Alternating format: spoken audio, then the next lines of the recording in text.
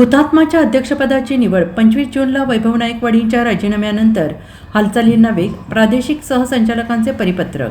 बाळवा येथील पद्मभूषण क्रांतीवीर डॉक्टर नागनाथअण्णा नाईकवाडी हुतात्मा किसन अहिर सहकारी साखर कारखान्याच्या अध्यक्षपदाची निवड गुरुवार दिनांक 25 जून रोजी होणार आहे.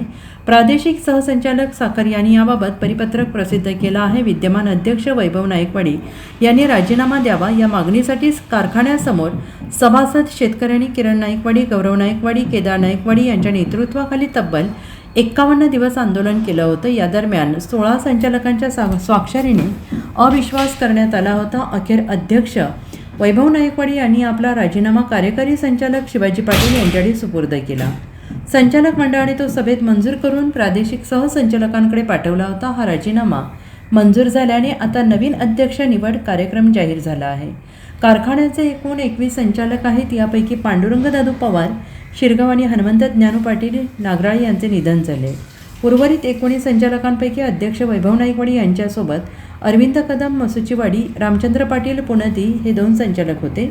दुसरीकडे आंदोलकांच्या पाठीशी उपाध्यक्ष रामचंद्र भाडळकर, गौरव नाईकवाडी, बापूसाहेब पाटील, तानाजी निकम, तुकाराम डवंग, विश्वास थोरात, शिवाजी खांडकेकर, गंगाराम सूर्यवंशी, विशाखा कदम, जयश्री अहिर, वैशाली मोहिते, शरद माळी, लक्ष्मण शिंदे, संभाजी पाटील, शरद थोरात आदी 16 संचालक सुरुवातीपासून होते.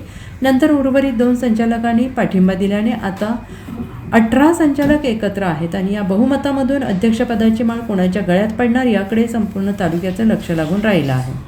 दरम्यान आगामी गळीत हंगाम यशस्वी करण्यासाठी कारखान्यातील अंतर्गत कामे युद्धपातळीवर सुरू असून शेतकऱ्यांनी ऊस नोंदणी सुरू केली आहे. Bureau report, SPN Marathi, बाळवा.